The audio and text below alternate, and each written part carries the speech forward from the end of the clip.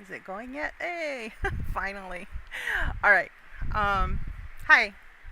I don't expect anyone to visit, but if you do, that's really cool. I am testing live streaming. I haven't done it in a long time, so yeah, we're just gonna give it a shot. Anyways, I'm at Machinicon, and it opens September 5th, which is today, even though the arcade says coming soon. And it has different parts. It has a shopping section, and it has a section on teaching about Machinima. I'm gonna start with the shopping center section, and then I will. This is live, so if I mess up talking, then that's just the way it is. You're hearing a little bit of air in the background. That's because I have a fan going. I don't have air conditioning, so I hope you can hear me clearly. Also, as a heads up,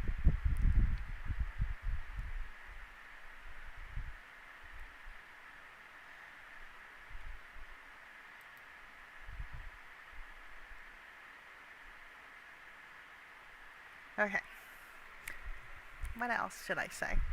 Oh, I only have one monitor, so I'm going to go back between my live streaming. Oh, let me do this. If you use Alt-Shift-C in Alchemy, then it takes off your HUDs. And then also, if messages from your groups come in, it takes them off. So it really helps. Alt-Shift-C. Alright. So, like I was saying, I'm going back and forth. So, if anyone does show up, not that anyone can see me, let me put something in chat. This is a test live stream.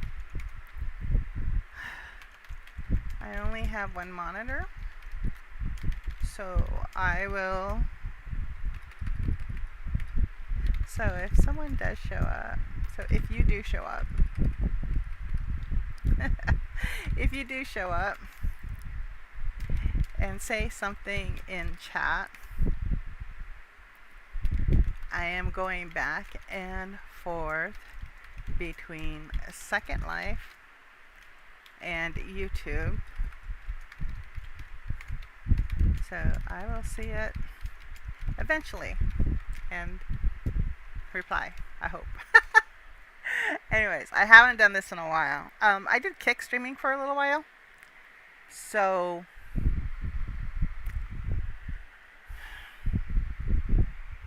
yeah, usually I do catch people pretty quickly.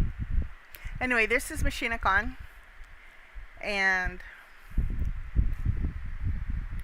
what I'm hoping, the group thing showed up anyways. I thought it wasn't going to show up. Give me just a second. I gotta I want to turn communicate off. Do not disturb. Let's try that.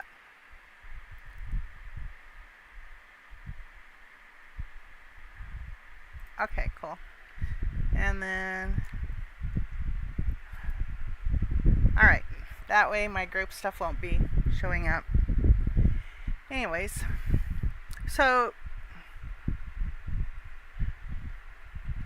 this is one spot in front of like this theater, and it's actually pretty cool if you're into photography, because you can set up this shot where you're a lovely movie star and all these people are taking pictures of you. What I'm really happy about is, look, I've got a shadow. And one of the things about PBR is I'm really having problems with shadows. I'm in Alchemy right now. When I'm in Firestorm, there's a big problem with shadows. So I'm really happy to see a shadow. Look at that. I have a shadow. Me and my shadow. Okay, there's different sections in the Machinicon. This is shop. Oh, let me go over here so that you can see the different sections. There's lights right there. There's action. There's camera. And then there was another one. Oh, come on. Okay, that's lights. Action, lights, action, camera. I think that's the 3 of them, right? Okay. So, what my plan is to walk around and we're going to go to the shopping area first. Now, my main reason for this is while I like, oh, look, there's people here. Oh, wow, that's a cool set of wings. Very cool. Wow, I want them. Oh, I better get away from the tram. There's people arriving here. Cool. Okay.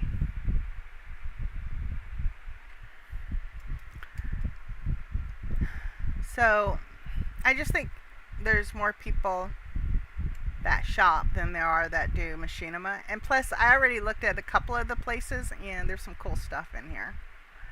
And I like cool stuff. So, there's the fish. There's gloves. Now, here's the thing. I like steampunk, you know, like Frankenstein and wizards. Well, that's magic, not steampunk. And alchemy, which is also magic. So this table setup is really cool to me. Look at that. And the detail is great. You just do a really cool job.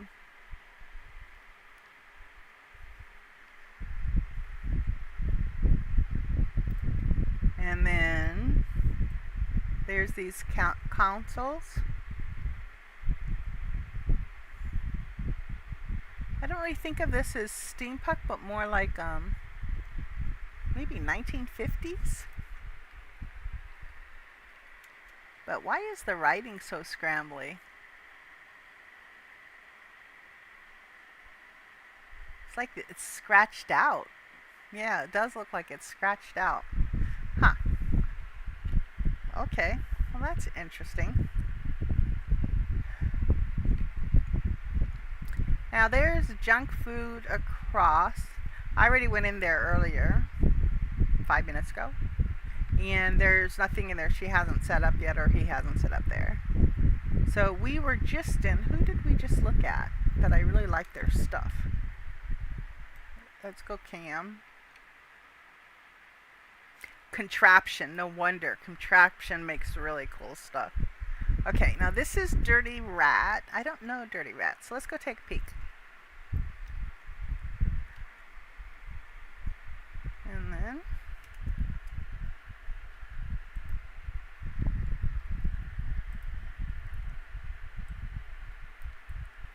wow, look at this one. Very scientific-y. Again, like 1950s. That is so cool. And they have a survivor's campsite, ironclad refuge. So post-apocalyptic. My pronunciation is not always perfect. I read a lot, so I actually know a lot of words. But do you know how often you say post-apocalyptic in conversation? Like 0. So my pronunciation of some of the words that I know is crappy. Wow, this is a really cool death. This would be really cool for Halloween. Oh, there's the TV thing. What do they call it? Machine of Memories. Very cool. And then, oh, look at this library room. Oh my gosh, That's like a skybox, right? 16 by 16 by 20. I love libraries. This is so awesome.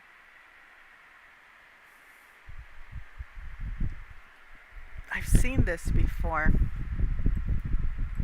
at another event. I remember wanting it then. I wonder how much it is.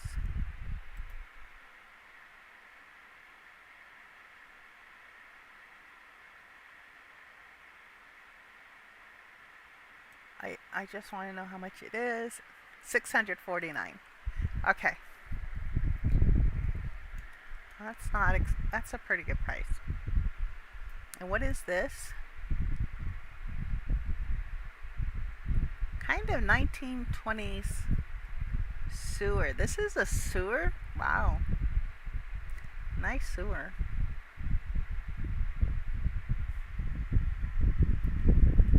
Yeah, there's 1920s. That's what I think. I went to a 1920s event. Sal's event.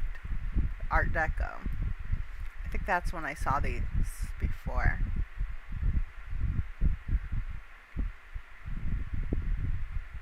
Cool.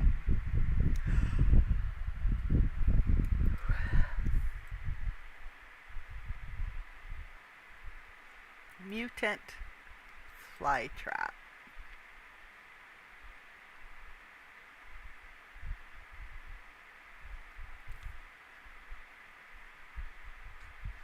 Very cool.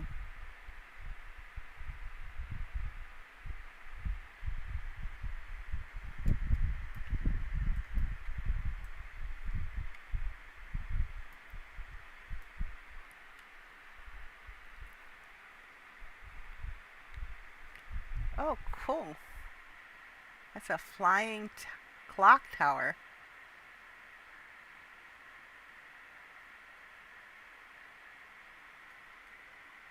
Can you... Is there a room inside? I really like that. That's cool.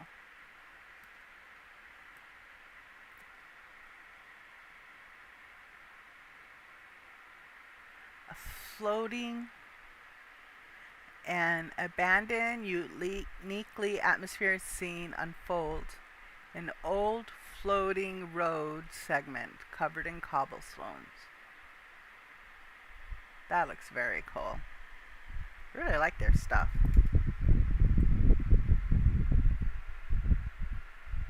And then what's this?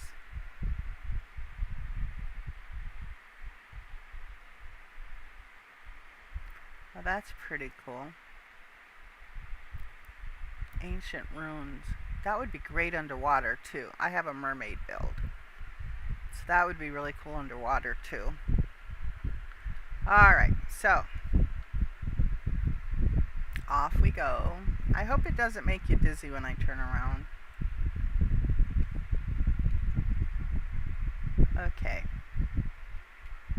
Now this is Teagle. Teagle makes some great horses. Now, I think with Teagle, you can ride them, but I think you can also be them. Like, it's an avatar, right? Oh, look at that dog. Huh.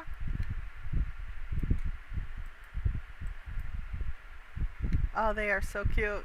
Oh. Oh, look at that dog. Cool. I like Teagle. I have to check. I know I have a Teagle. I have a Strider, which is a really cool bird that they sell. Blue Animations. Okay.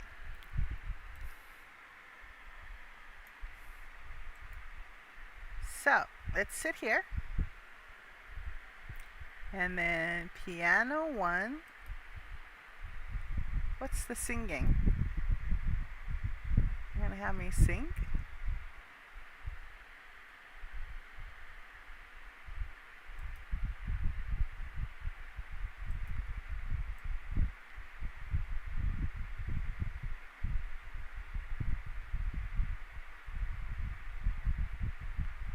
Oh, that's interesting. their hand positions for the piano is a little bit different than other people. You see how they have the pinky go out? Most people don't do that. And I have my eyes closed. Alright. So that's the singing one. Let's look at piano. Yeah, piano is the eyes open.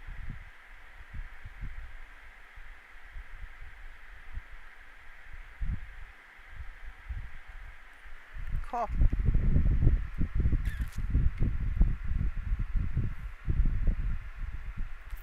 Try our new animations here. Piano sold by Delightful Treasures.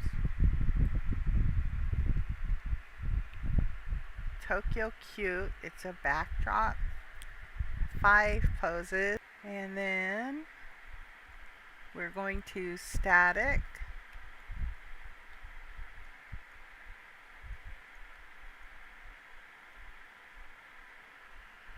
Ghoulish hands AO. So these are 30 unique hand positions.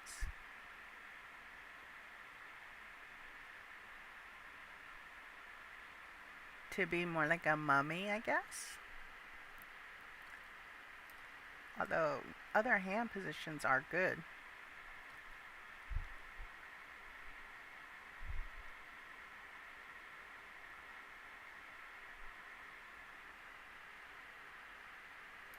And then what's this? Starlit Smokes. Timefall Umbrella. Cool. And then that's that window. That's a nice window. And that'll make a nice shot.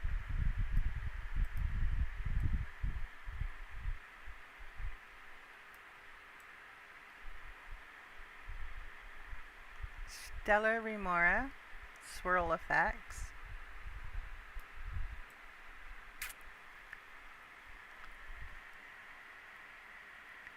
Aura animated effect. Oh, Thunder God Bolts. That looks really cool. They have a demo. Okay. So, let's try the demo.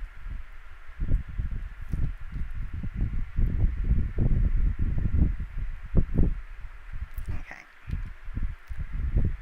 So, recent. Static, Goddess, add.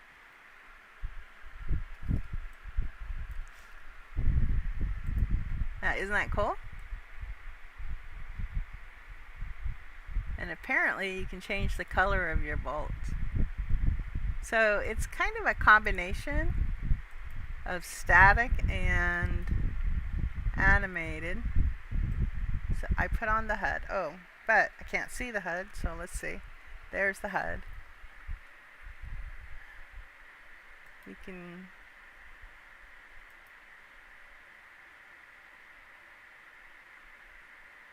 flashing bolts. That's very cool though. Color all? Color all?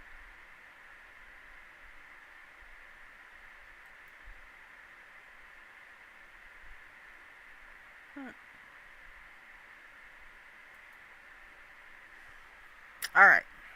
I don't know how to use their HUD. Well, I'd have to assume that when you buy the real thing, there's instructions. But I really like it. Cool. Oops. Alright, so back to this.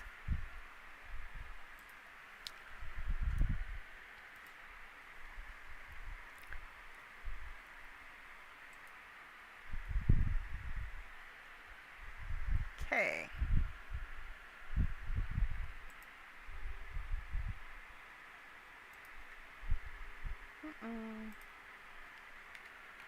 Alright. I like those hands though. There's a girl with a bunny ears. Whoa. Why can't, wait, what? Oh, I got build on.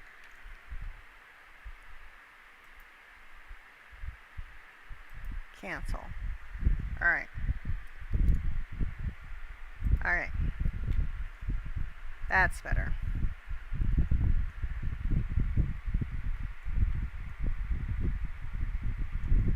And then Nomad. I like Nomad.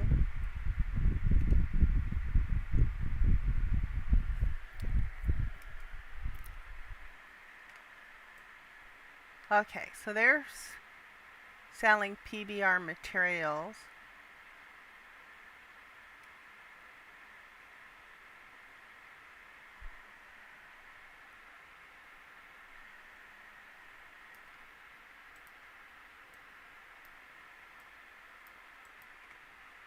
Which people are going to need to do pretty soon.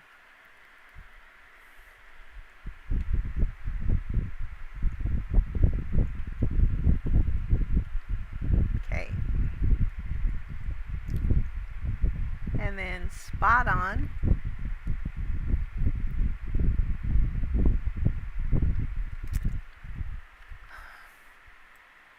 Spot On is a choreography tool.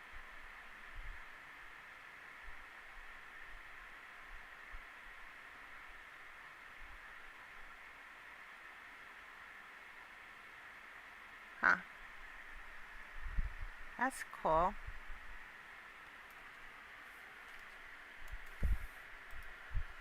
I don't know if you've noticed, but one of the things I've started to notice is a few Second Life dance videos. They're having the dancers dance, but not the same dance. They're in sync, but their hand movements will be slightly different. It's really cool. Okay, so we looked at this. Now before we go to lights,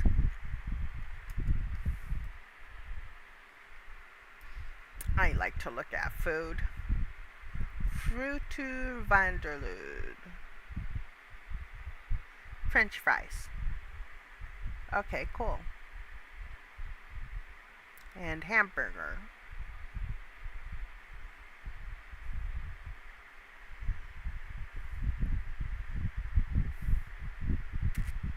Okay.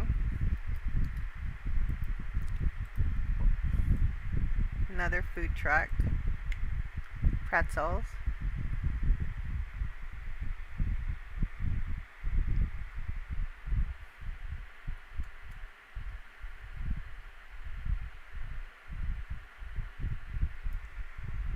Oh.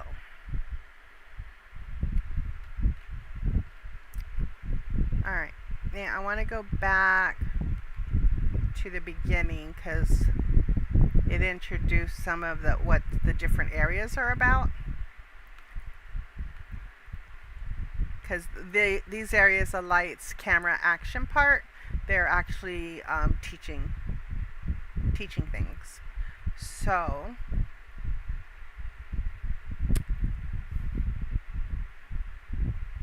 let's go over here. This is the welcome room. Welcome to Machinima. And since I'm here, let me grab the URL and put it in my thing, in my chat. So, okay, here we go. Alright, so that's where I'm at Machinima Con. And then this place is the Welcome Center. So it says what it's about.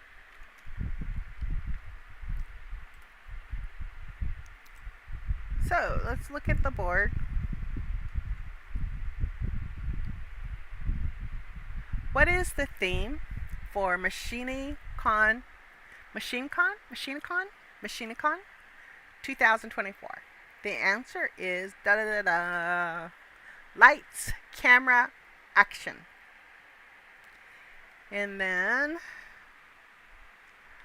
what is Machinicon all about?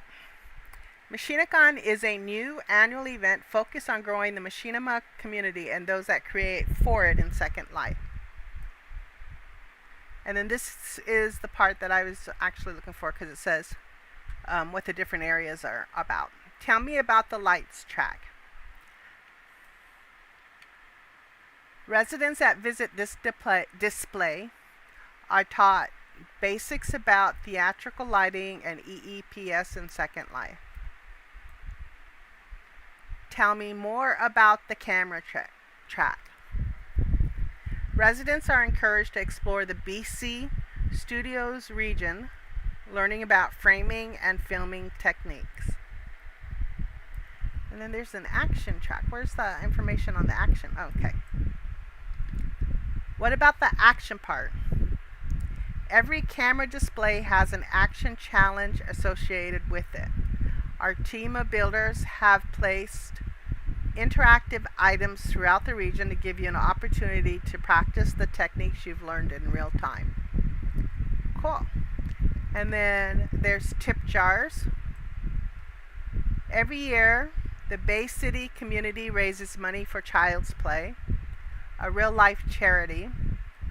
Bay City Studios donates all proceeds and types from Machinicon directly to the Child's Play avatar to help with the community goal.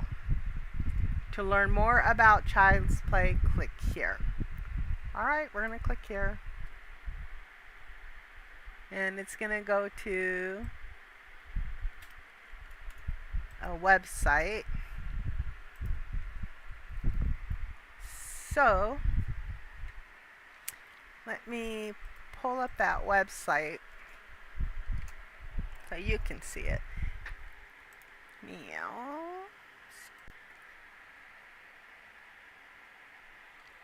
Okay.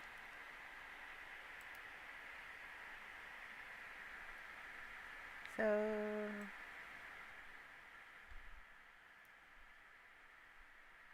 okay, that's the website called Play. Child's Play Charity delivers therapeutic games and technology directly to pediatric hospitals to improve patients' lives through the power of play.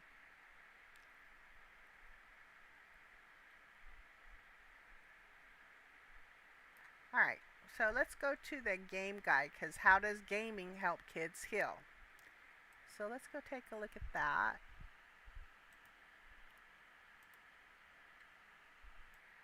The games recommended in this guide are curated by researchers at Circana, a marketing leading video game research firm in collaboration with mental health researchers at UCSD.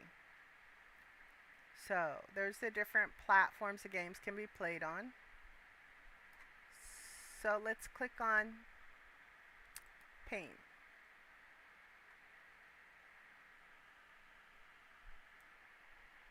$168 games. So it just lists the games. Oh, I thought it would explain more. I mean, it's cool it lists the game. Sadness. Arcade. Huh.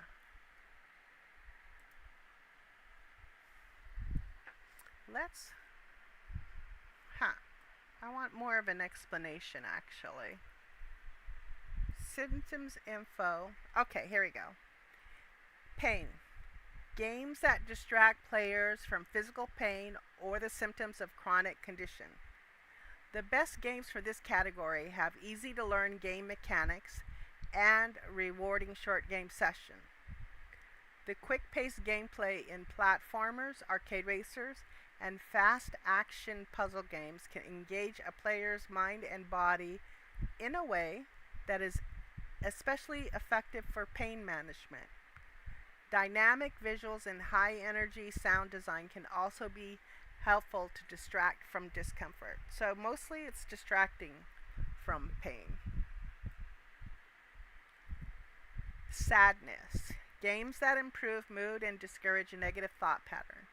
These games in the racing, matching, puzzle, and action genres have been selected for both their rewarding gameplay and pleasant overall atmosphere. They feature relatable, charming characters and forgiving difficulty options to help players from becoming discouraged. Oh, they couldn't play Second Life then, because Second Life, you have a big learning curve. Plus, it's not good for kids. Immediacy of gameplay is also a key factor. For players in emotional distress, being engaged by a task can help to alleviate feelings of dread or regret. Yeah, I think distraction does help with sadness. And then boredom, short-term staying, games that entertain players in waiting rooms or short stay situations. Boredom, long-term staying, games that provide more substantial entertainment for long stays or recurring patient recreation. Anxiety, hyperactivity, games that relieve discomfort and stress by calming the player and promoting a peaceful mood. Cognitive impairment, games that offer low-impact entertainment for medicated or cognitively impaired, inhibited patients. Okay, well that's pretty cool. So it helps kids with some medical conditions and psychological, it looks like, through video games. Well, that's interesting. Alright, so we're going back to Second Life.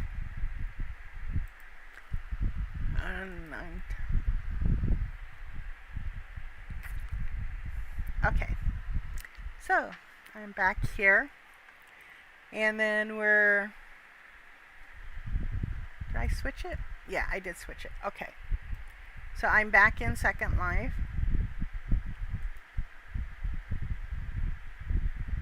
Oh, if anybody's listening in, I said this earlier, I have one monitor.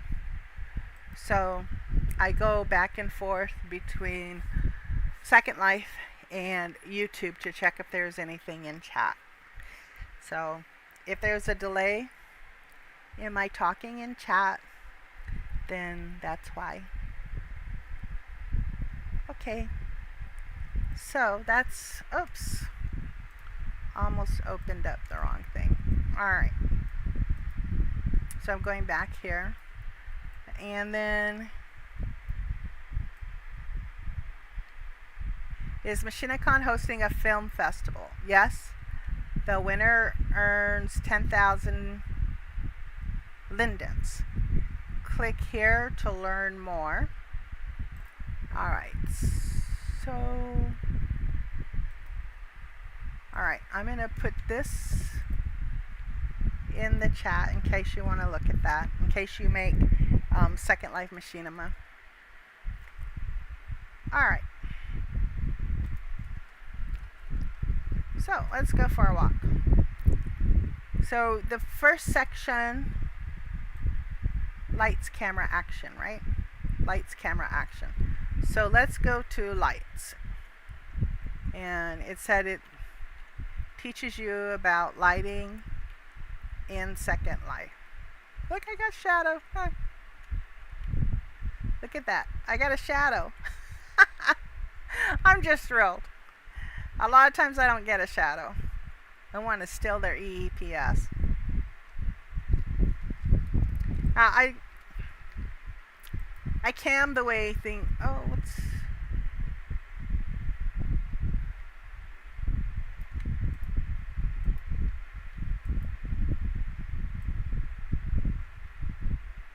I like to cam around and see how people decorate stuff. That's one of the cool things about Second Life, is we have so much stuff. So you can decorate things in a lot of different ways. Okay. Oh, look at this vending machine. It's got little cups of plants. Very cool. Wouldn't you like to see a vending machine like that in real life? Okay, chips. Yeah, I've seen those. And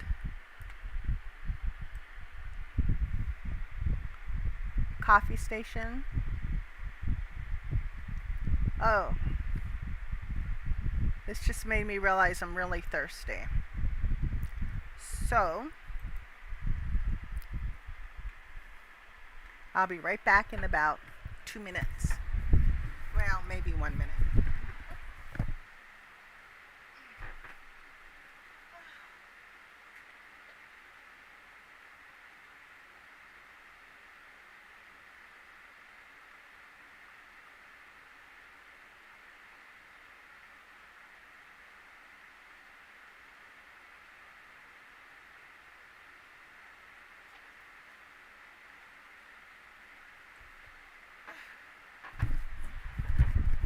Alright, all that talking was making me really thirsty. So, I went and got me some iced tea. That tastes good. Alright, so here we are. And let's go back to walking. And basic lighting setup. What's needed by Stanley Canlis. You need 2 front lights angled at 45 degrees and 1 back light. Lighting Design 101.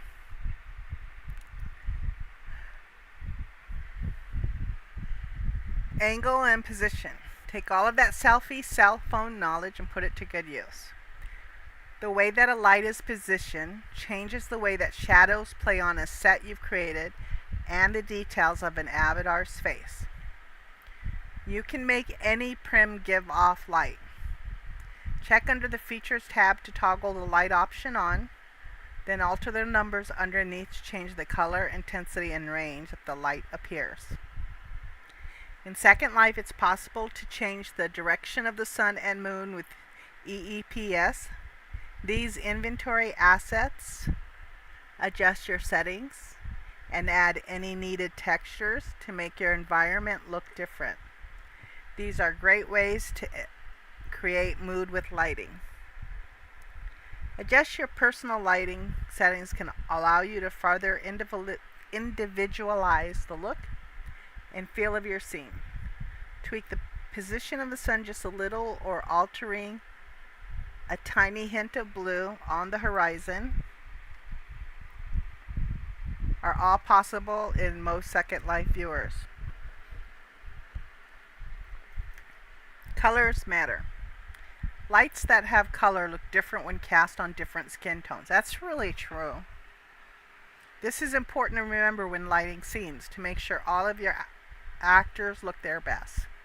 Experiment to see how different colored lights change the look of your scene. I found that out actually. I was testing a chrome dress, a PBR chrome dress that was supposed to reflect the changes in the color of the sky. And I did a dance and it totally did. But what really surprised me is so did my skin. So sometimes it looked like I had green skin, sometimes it looked like I was light skinned, sometimes it looked like I was dark skinned. So it was really surprising how much your skin can change color.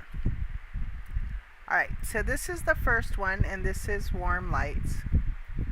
Warm color like red, oranges, yellows, and ambers are said to create feelings of intimacy and safety on the stage. Alright, let's go see how it makes me look. Okay.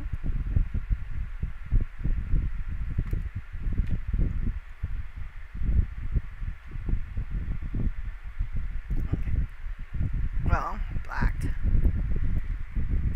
Black background. There we go. 8. Turn around. Me. Thank you. Alright. Alright, so that's the amber color. So let's walk over here.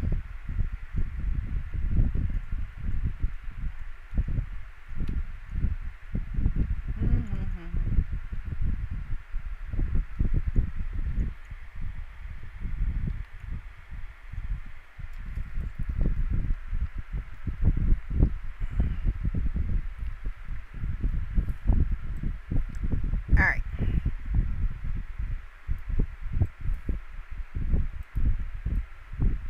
Okay, turn around. Thank you. So that's the yellow color.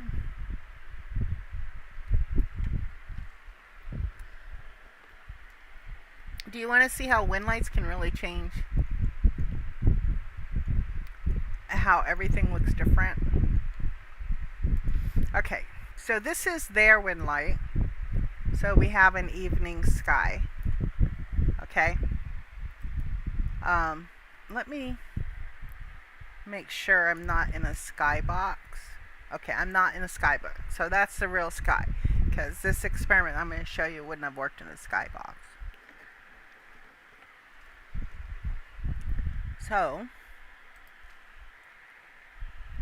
now I'm going to pull up my wind lights box. And we're going to look at some different skies. Where's my wind lights box? Image.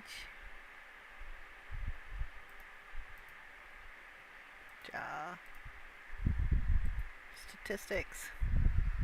Okay, there we go.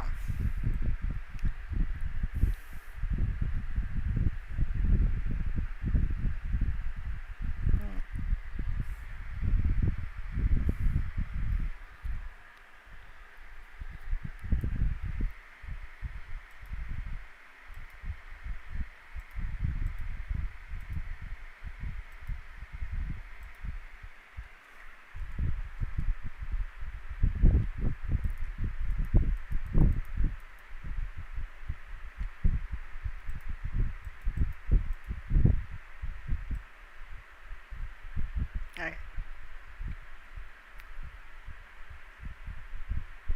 So I'm kind of positioning. Alright, so I'm gonna go down to Polly. And the reason for that is she's got these like really cool sci-fi skies. So it's real easy to show you how different you can make your skies.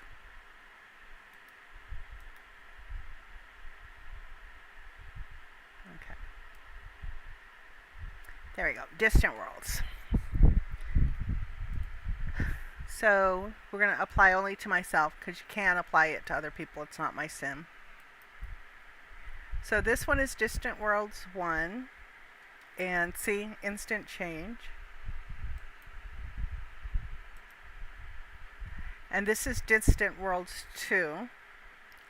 So you can create an animated thing going across the sky. A lot of people do that with clouds, right? But it doesn't have to be clouds. Here, it's like red lights. Alright, so 3 red, that's more ordinary. I'm trying to find the green one. That's very red. Oh, okay. Now this one, what's really cool with this one, I had to move, is that they replace the sun with a giant sun or giant meteor, you know. So that's kind of the cool thing about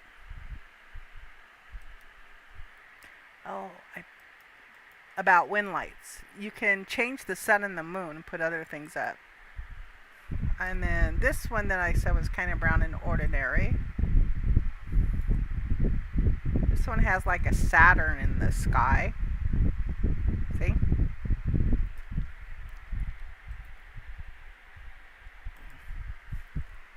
And then this one has, I think that looks like Earth a little bit. What do you think?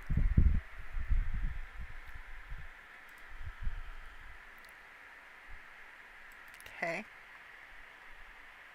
And then, now this was the first starry one. So since hers have planets on there, I'm going to see if I'm missing the planet. There it is.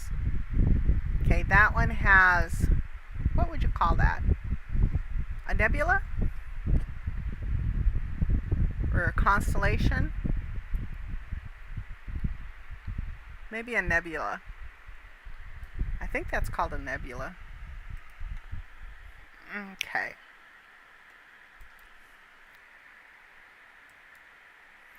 And then, let's see.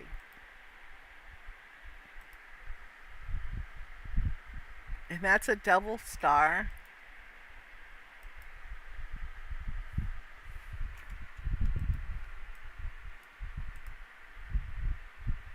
I'm trying to see what if this has a planet in the sky, but it doesn't look like it, does it? No. But look at how the lighting changed things so that, look at the building. It looks like it's almost like etched in sky blue, right? So that's the other thing about like different wind lights. It changes how things appear. So you can get like different effects. And then, see. And the blue, let's go to me, is a little bit cast on me, but not a lot. Oh, there it is. I thought there was a planet somewhere. There's the planet. Yay, found it. Okay. And then, so this one has a purple planet. Now, like I said, you can do like almost anything. This one I think is a fun one. This one's called Happy World. And look, they did kind of a cartoon sky, right?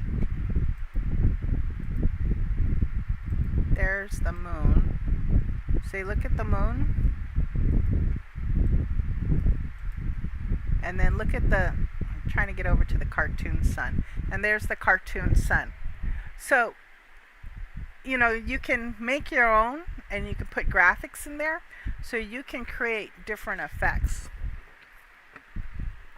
with wind lights. And then, let's see, is it Outrun? No, it's not out. Oh yeah, it is Outrun. See, look at that. So they animated the sky. So you can really do a lot. One guy for fun, he put taco. I'm going to do this. This was a free one I found on Marketplace. And let me see if I can, there it is. They replaced the sun, look at that, with a taco. It's hilarious. Isn't it funny?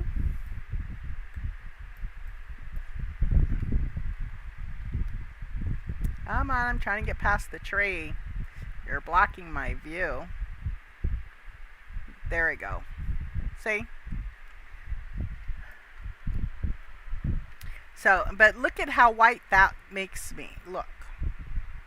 So that taco is a really bright light. So I'm going to go back and change to this place's environment. So where did it go? Environment, you shared environment. So that you shared environment, that's the environment of the place that you're at. So I really love wind lights. They really can make a huge difference, like in your photographs, like the background and the feeling. Whoops. All right. So did you enjoy those?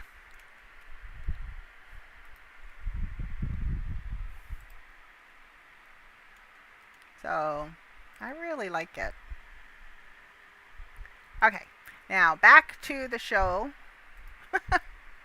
So we're at Machinicon, and I put the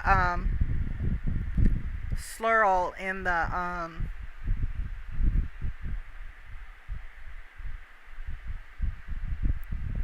thing.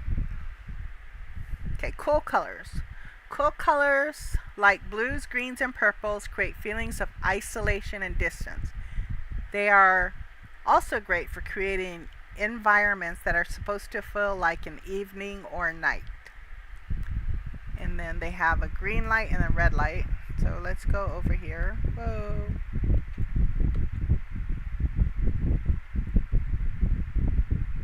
Okay.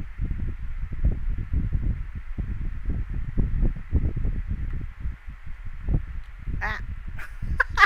I'm having a hard time walking because I usually walk from behind. So that's the way I'm used to walking, but I'm trying to walk with my face forward so that it's easier to position myself with the lights. And so for me, since that's walking backwards, I keep messing up. I have a hard time walking forward. See, you would think I was drunk. Okay, now wait a minute. Okay. I'm drinking tea, just so you know. I'm going to walk into the water in a minute. Come on. Quit being so confused. There we go. Yay. All right. All right, so here's some more cool colors. Whoops.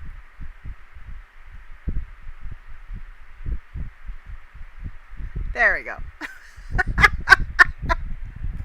I just think it's hilarious I can't walk. I've been in Second Life forever and I still can't walk sometimes.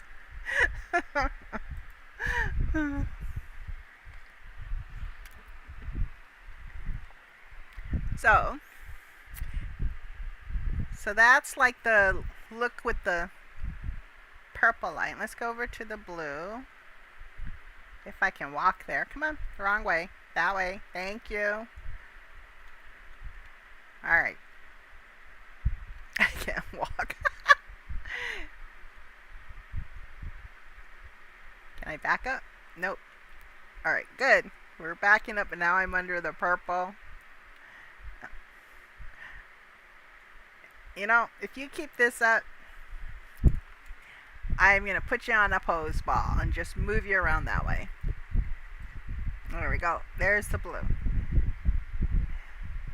Now, blue lights, although I don't think this is very blue. I'd probably have to get closer to get to very blue, right? Yeah. So this is supposed to make me feel lonely and sad and isolated. All right. Side lighting. Side lighting is used many times in dance to accentuate the body and shape of the performers as they dance. So we're at Machinicon, and they created these teaching spots that I am trying to walk to teach you about different principles in okay. All right.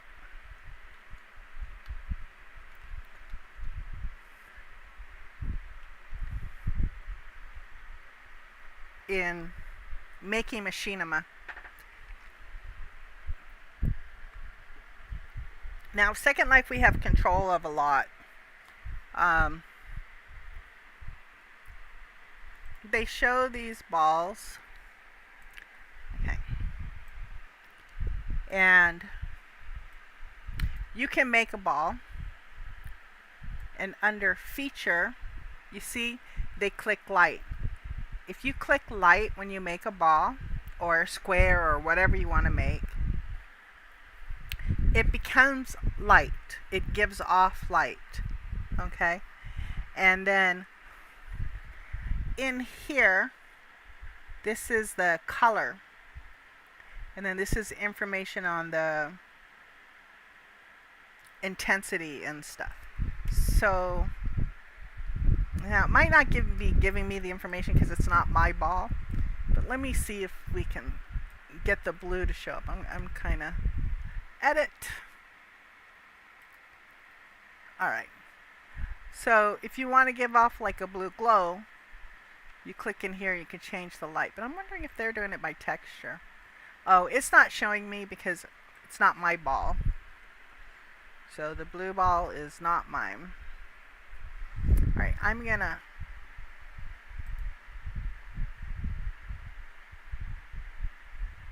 oh, where am I? Alright.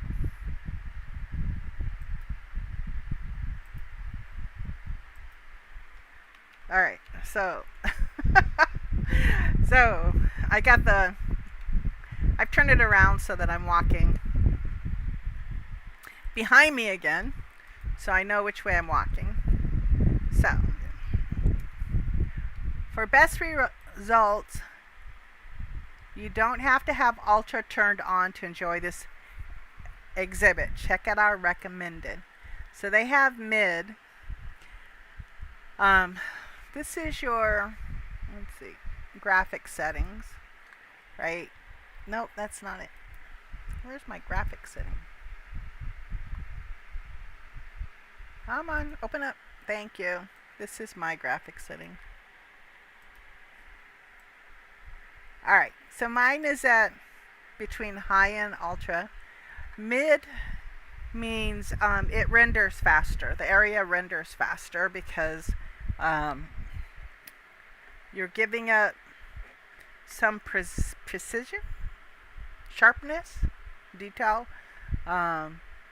for faster, so that it can go into your computer faster. If I'm in a very busy sim, like if I go to a bar with a really good DJ, I have it on low. Otherwise, everything takes forever to render because it's trying to render all the avatars. And then draw distance is how far you can see. And then they recommend 208. I'll go ahead and change it to that. It means that your computer's not having to work as hard because it's not having to draw the distance so much. And then now I know mine looks different than theirs. That's because theirs is showing the Firestorm graphics, and I'm using Alchemy right now. I often film in Alchemy. Shadows are so much better in Alchemy. Oh, Ziva! Hi, Ziva!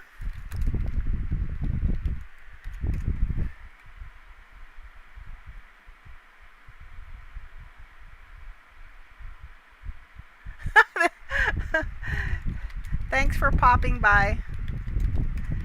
Sorry I missed you. Okay. And no, this live stream is sort of a test. Wow. Someone I knew actually showed up. I met Ziva in Primfig. She takes really great pictures. If you go into Second Life, she has a gallery showing right now. Give me just a second. I'm going to pull up the slurl to show you the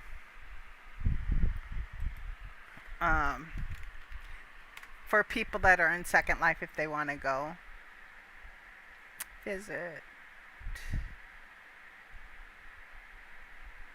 Just a second.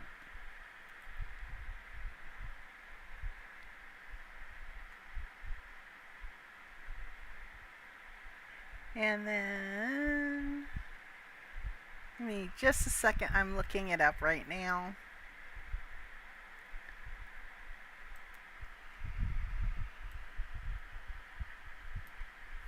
It's at the Nova Owl gallery, which Owl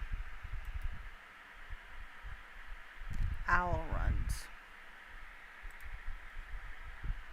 Gosh.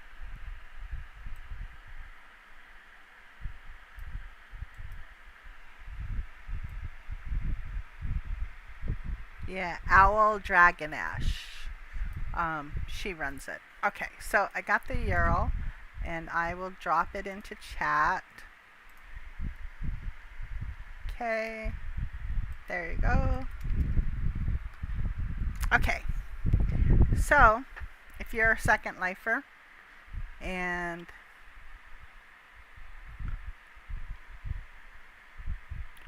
you go into Second Life, that's the URL to go to Ziva's show. It's a really nice show. Her photography, she does these wonderful landscape photographs.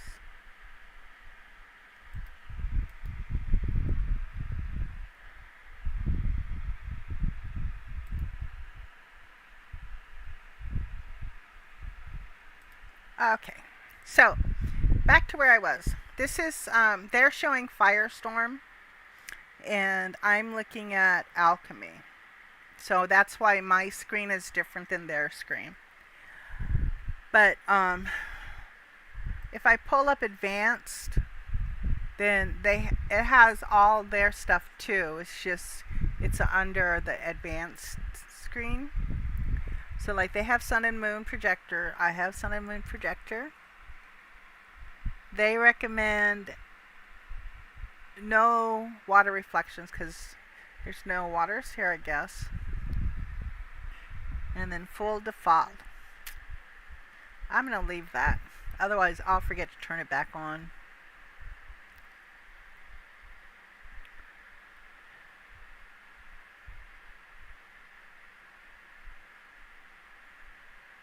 And then draw distance 208.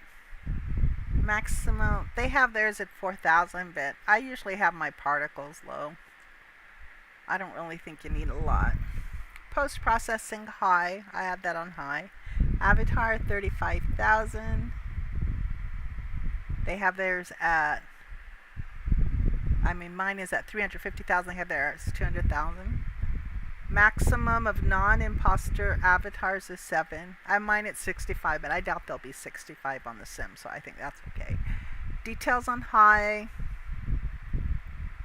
So they have their trees really low. Avatars medium, terrain, and sky.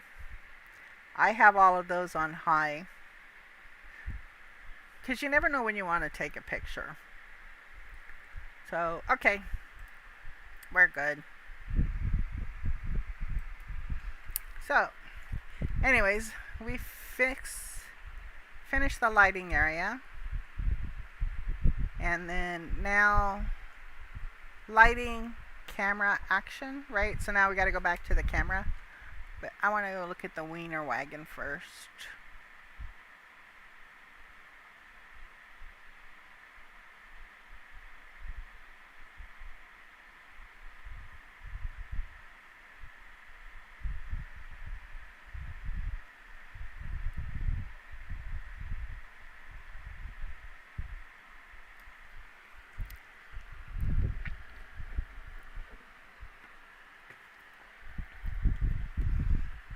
Very cool. Makes me hungry. I don't have any hot dogs. And I'm talking, so there's not a lot you can eat when you're talking. Alright, so the camera. Alright, let's see if I can't walk a straight line. Oh yeah, let's walk on the line. See if I can walk on a straight line. Yay, I'm walking on a straight line, yay!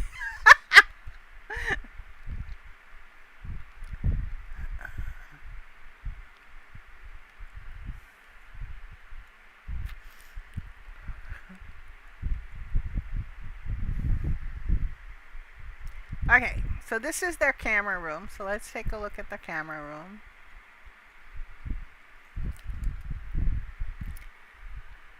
Long lens, speed punch, knockdown. Alright. How to film a long lens stunt. The most basic approach to shooting a violent punch is one of the most effective.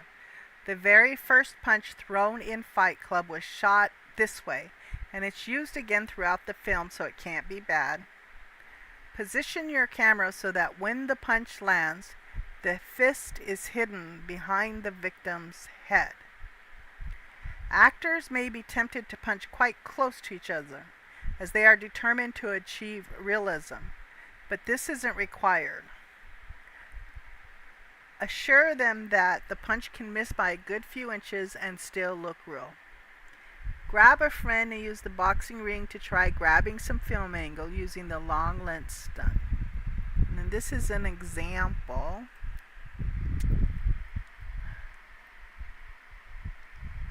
Okay.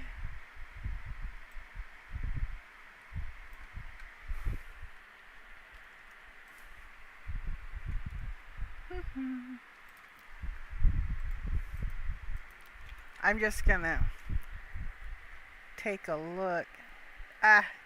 It's gonna play commercials. I don't want to do that. And it looks like it's 8 minutes. Oh no, this is not a commercial. It's 8 minutes of film, and it's fight scenes by Master Shots, Volume 1, Second Edition, Forkbird. Okay. Since it's somebody's cinema on YouTube, not mine, I will give you the link so you can visit it on how to take a fight shot. Okay.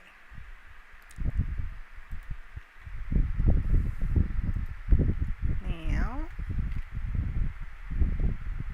let's walk to the second one.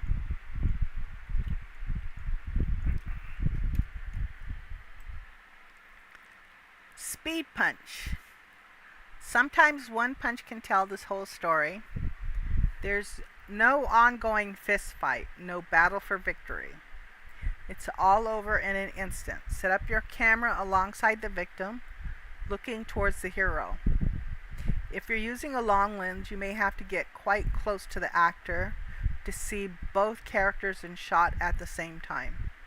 Avoid getting so close that this becomes an over-the-shoulder shot from behind the victim character, or that the audience can feel like the victim of the attack rather than cheering the hero on. The hero should be the focus of the shot, so a central framing as he attacks works well.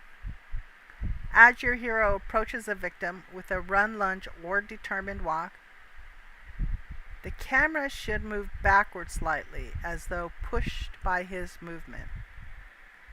Grab a friend and use the boxing ring to try grabbing some film angle. Okay. And then last but not least,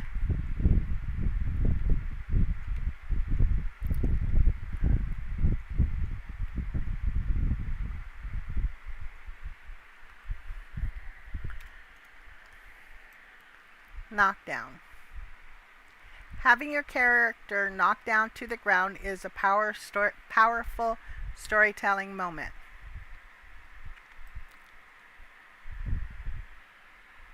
It tells the audience that things are not going well for the character, and then the fight is being lost. Well, of course, you got knocked down to the ground. Set your camera up at eye level behind the attacker. As the punch is faked, the victim fakes being punched and lowers gently to the ground and lies down. At the same time, the camera drops down to the victim's eye level, with the attacker shielding the victim's movement from view. It helps if the attacker continues to make aggressive movements towards the victim during this camera move, so the audience has something to watch other than the camera move itself. Okay. And then, well, I don't have anybody to practice this with, but it says I can use the boxing ring. So I'm going to see, how am I going to get in the boxing ring? Let's try again. I want to see if the boxing ring is animated. Let's go up. And then let's jump. Whoa. Yeah. That worked. Yay. Alright, let me see. Can I sit here? Oh, yeah. Look. Let's see if this works.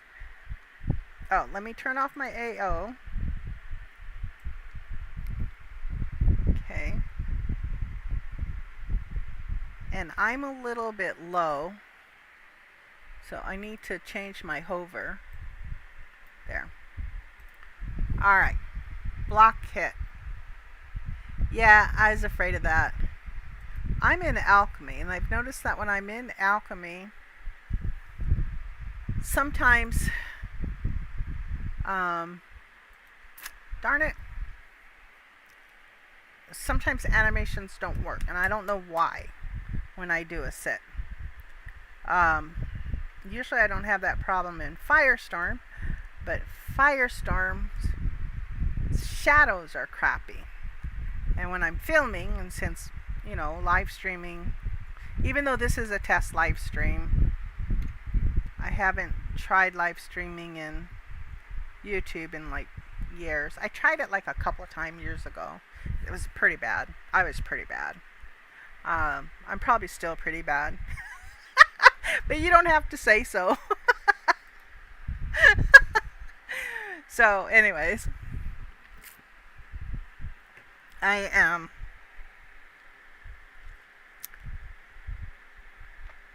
But I may have to rethink this, because if animations don't work, I may have to do Firestorm and give up the, now we're walking over to the action. Oh, let me put my AO back on.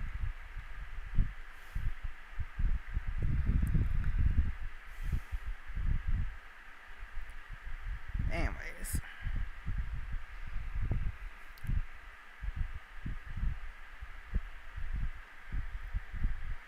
I think I have boxing gloves. I'll come back and try it in Firestorm with boxing gloves.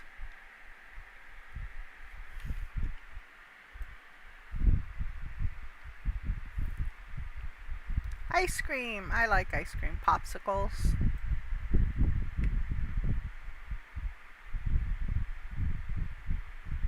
Okay, they probably have a DJ.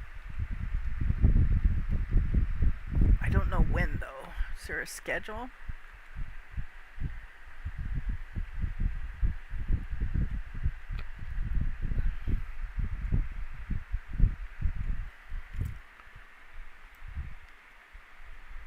I like these like little game things, you know,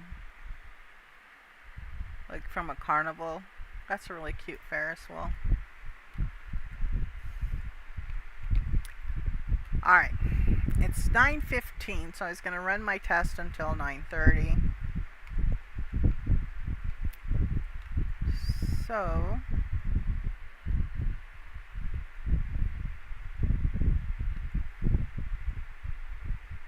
and I think I've explored most everything. I really like having a shadow. I know I keep talking about it, but I've had so many of my wind lights not working anymore. Alright, let's see if I can't cross this bridge. Alright. The thing with narrow bridges is sometimes I fall off of them. Yay, I made it. So happy. Okay. Alright, so you can dance here. So definitely a good place to come with someone. Very pretty.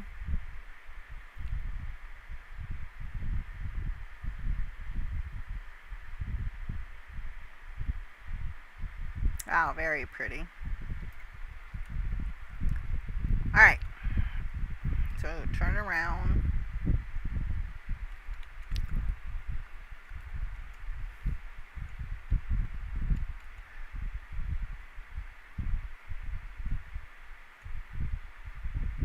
Okay.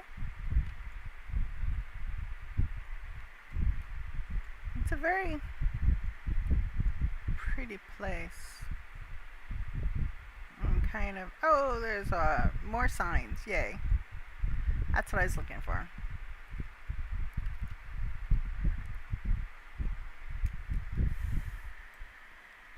Option 1, option 2. The classiest way to show a conversation is to cut between shots of each actor as they face each other. Although this is such an established standard that it nearly always works, it does lack cinematic interest. It also means the rhythm of the scene is dictated by the edit rather than by the actors. If you want an actor-led scene that shows both characters at the same time, you can achieve a more naturalistic feel. In real conversation, people rarely stand facing each other. So when actors share the screen, the shots feel more realistic. The danger is that you end up with the classic soap opera shot, where one camera stands facing the camera and the other talks to their back. The reason this is used so often in a soap opera is that it's an efficient way to show both characters at once. It's such a cliché though, and so unrealistic that it cannot be used effectively in film without giving it a twist. You can practice this filming technique in the scene. Use the pose ball to create your story. Okay. I need to come back with someone. Offset background. The way to make a dialogue scene interesting is to have one character refusing to look at the other and using a camera move to focus in on this conflict. The effect works particularly well if there is a more detailed background to begin with, as shown here. In the initial framing, there are 3 people, and as the move finishes, there are just 2. This means that as the conversation continues, we are drawn to the stubborn character as the rest of the world fades away. At the same time, however, the character who's facing him remains in frame, but because the camera is close to both, the distant actor goes slightly out of focus. This again keeps our focus on the main character. Alright, and then I can use a different environment. Alright, let's do option 1. Okay, that's really well lit. Oh no, it's more like a sunset, right? Okay. I didn't know you can change someone's EPS with a click. And this is the second option. Wow. Really bright. Okay. And then this is the third option.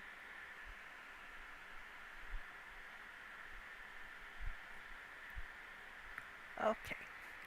And then we're going back to world, back to environment, and back to used shared environment. I'm not sure. I think I changed the shared environment for good. Oh, there's the pose ball so that you can practice filming conversations. Okay. Cool. And then there's a pathway. 9:22. 8 minutes till 9:30. I'm gonna have to start running if I want to finish. I don't want to leave anything left.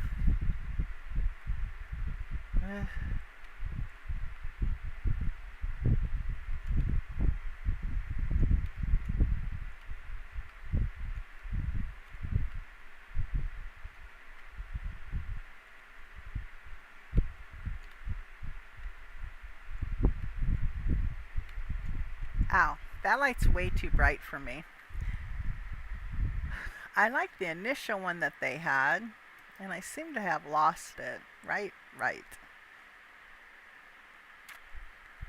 So, alright, change to sunrise. Sunrise, nice and pretty. softer. Alright, what is this place? I have no clue.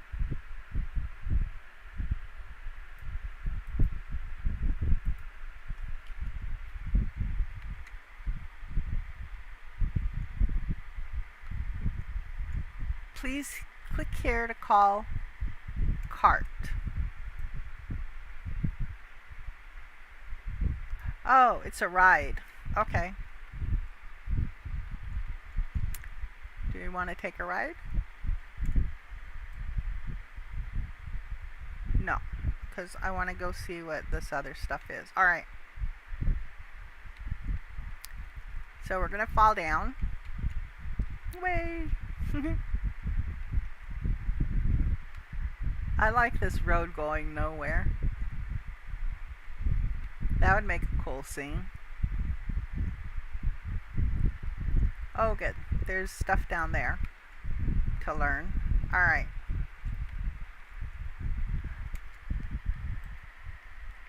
Walk into the door to enter the bunker. There's a bunker down there. Have enough time? 5 minutes. I don't know. Height changes. Good directors are always looking for interesting ways to stage dialogue, because anything is better than having the actors stand across from each other. A common solution is to put them at different heights. As always, this has to be justified by the story and the relationships they are exhibiting. The Second Life's ability to easily adjust camera angles, creating height changes, is easier than you think. We challenge you to hunt out a spot somewhere at Machinicon and use this to create a story of your own. Okay. Oh, this is the actions where they tell you a different technique and then you're supposed to go out and do it. Okay. Visual dangers. According to Alfred Hitchcock's definition of suspense, the audience has to know something awful that the character doesn't know. Huh, that's interesting. I hadn't thought about that.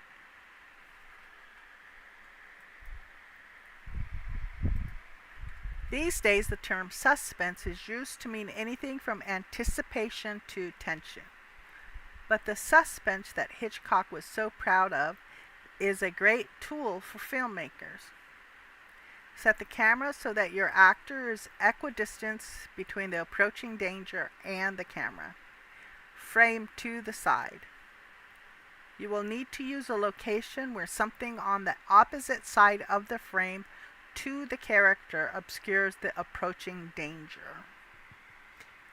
You can practice this filming technique provided at the post-apocalyptic set. Use your own animations or the available pose ball to create your story. Oh, that's probably what the bunker is for. Okay. So, anticipating motion. This should be more than an over-shoulder shot, but should put your main character almost out of sight. So we look where he looks. Hey. Or she. Because I'm a she. There should be an empty space for us to look into, and also a plausible entry to this space. In other words, just looking down a dead-end corridor won't create any fear. But if there's a door on the left with light coming through it, we know somebody can come through that door. This is a powerful technique because it can be used in many locations and followed by any number of actions and shots. Okay. Oh, there's more to explore. Alright, let's take a quick look in the bunker. Where was the bunker? Alright, there it is.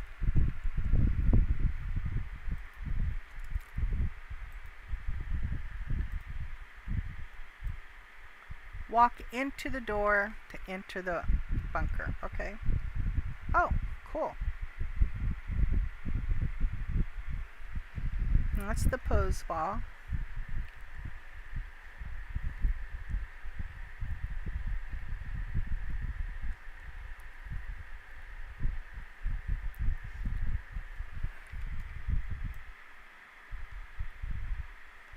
Well, that's a welcome mat. A very cheerful welcome mat.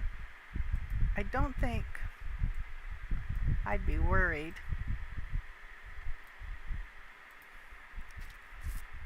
Oh, I got some more pose balls in here.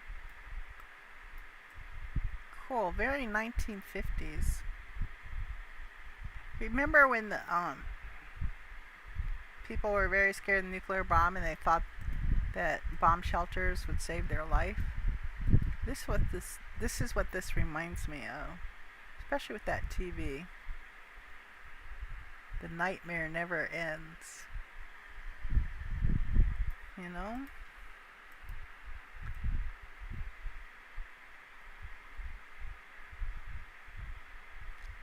I guess if you have a kid. Okay, I looked at that door. Maybe we should also look at this door.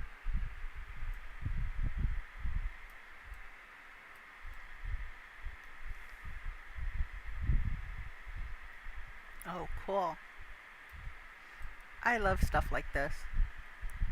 Very cool. You can write a whole mystery around this. Oh, something's smoking. And look at the fan going. Just that little bit. And what is smoking? Oh, a cigarette. Okay, that totally makes sense. What's on the table?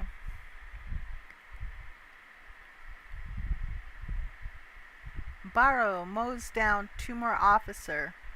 Makes getaway. Jobless mob fights police. $100 reward. Earl W.C. Hardin. Wow, the detail. Look at the detail. So awesome.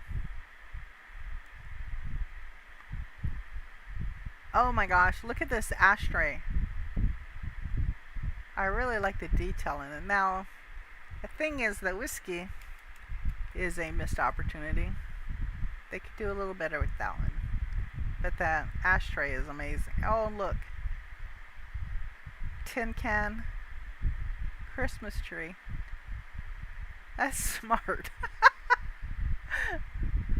Oh, that makes me laugh. I like that. That's cool. Okay, so I'm on the other side of this. And I looked out that door and I looked at that door. Are we ready to look at the final door?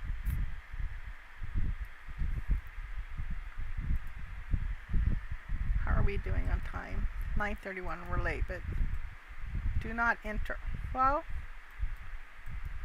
there may be nothing behind it. Let's cheat. And swivel. Yep, there's nothing behind it.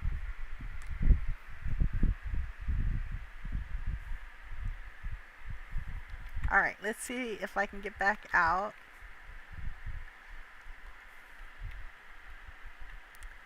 Okay, very cool. Well, I think we saw a lot of their teaching moments. I'm pretty certain I missed a few. Yeah, look at this. And there's a horse.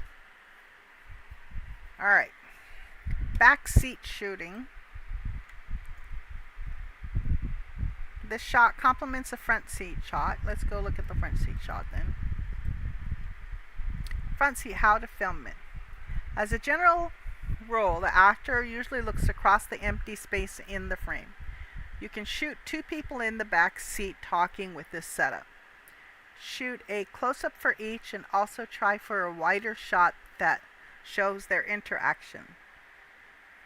If the person in the back seat is communicating with the driver or front seat passenger, you'll also need to use the back seat shooting technique as well.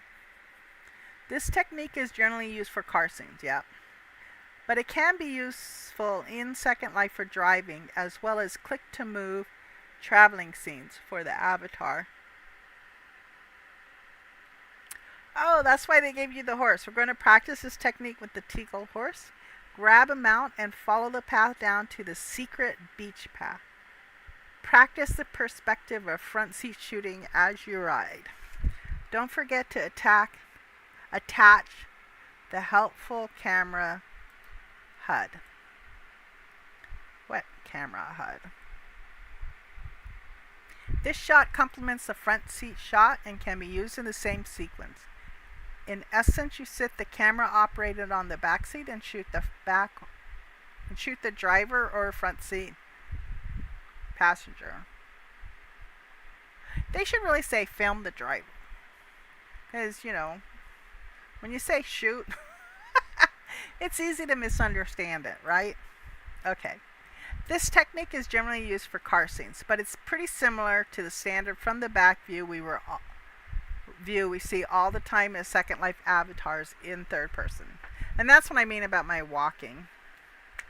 We're going to practice this technique with the Teagle horse. Yeah. Alright.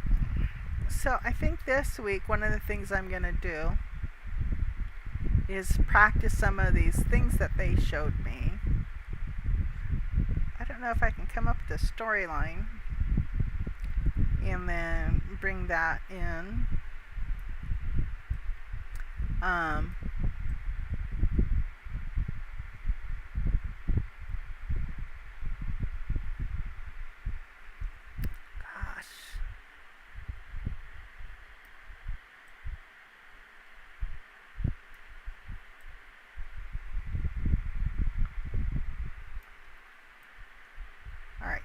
I'm sorry I'm speeding through. I'm just checking if I missed anything. I think I covered a lot. I might have missed a few things, but I think I got a lot of it. Anyways. Oh, wait a minute. I didn't get to ride. Hey, wait for me. Hey, wait for me. Rider.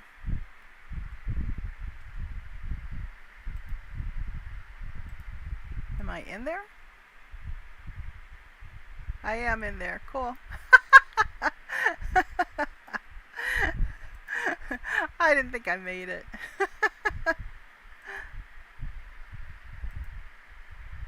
Yeah, there we go.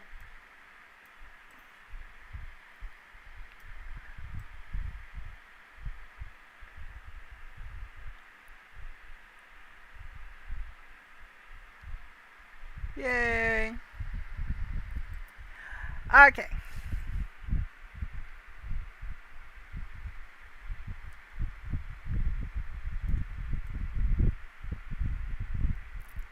Well, there you go. So, thank you for showing up for my test live stream. Like I said earlier, I live streamed on YouTube like years ago. It's pretty bad. Probably pretty bad today, but it was interesting. Oh, I got 3 views. I am a little slow in replying. I have one monitor, so it's a little bit of a problem because I have to go back and forth between Second Life and YouTube. But I appreciate your coming, and if someone is still here, thank you very much. And I hope you enjoyed. We visited Machinicon. And I put the link in here. Let me put the link in here again, in case you want to come out.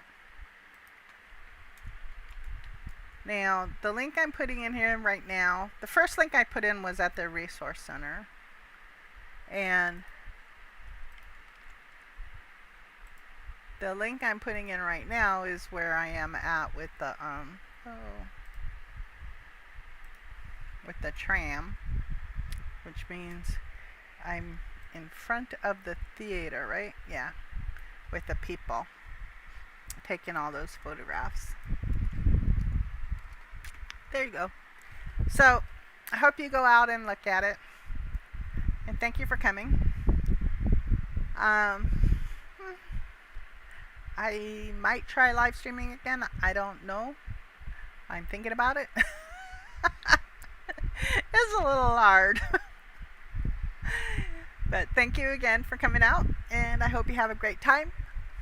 And if you like me, or like my videos, because I don't know if I'll live stream again, take a look at my videos. If you like them, give them a like and subscribe. And I hope you come back. And I hope you leave a comment. So thank you. Bye bye.